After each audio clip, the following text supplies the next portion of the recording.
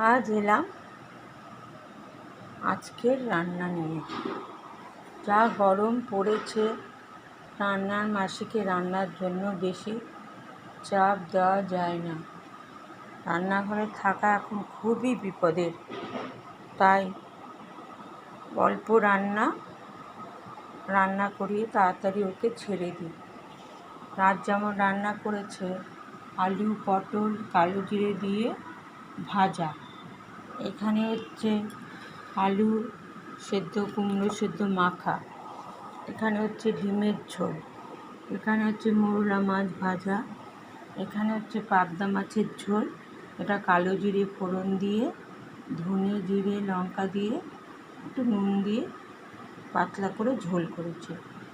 আর এখানে হচ্ছে মৌরলা মাছের টক, সর্ষে ফোড়ন দিয়ে মৌরলা মাছটা একটু ভেজে তেঁতুলের কাঁচটাকে ভালো মতো জলে গুলে ওটাকে দিয়ে ভালো করে ফুটিয়ে একটু নুন মিষ্টি দিয়ে নামিয়ে রেখেছি।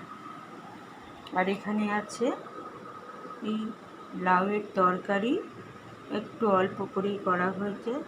এখানে তিস্তা তোষার ভাত, এবেলাটা খাওয়া হয়ে গেছে, এটা রাতের।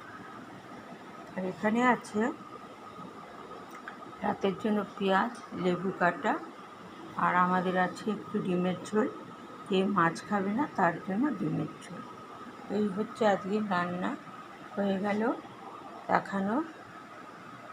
ভালো লাগলে লাইক কমেন্ট শেয়ার করবেন, আর আপনারাও চেষ্টা করবেন এরকম গরমে এরকম হালকা হালকা খাবার খেতে, একটু টক বেশি করে খেতে, দই বেশি করে খেতে। তাহলে গরমের যে একটা লুয়ের মতো হাওয়া বয় সেইটা বেশি গায়ে বসবে না। আজ এই অবধি যারা বাইরে বেরোন তারা খুব সতর্কভাবেই একটু দই ছাতু শরবত এইসব খাবেন, লেবুর জল এসব খাবেন।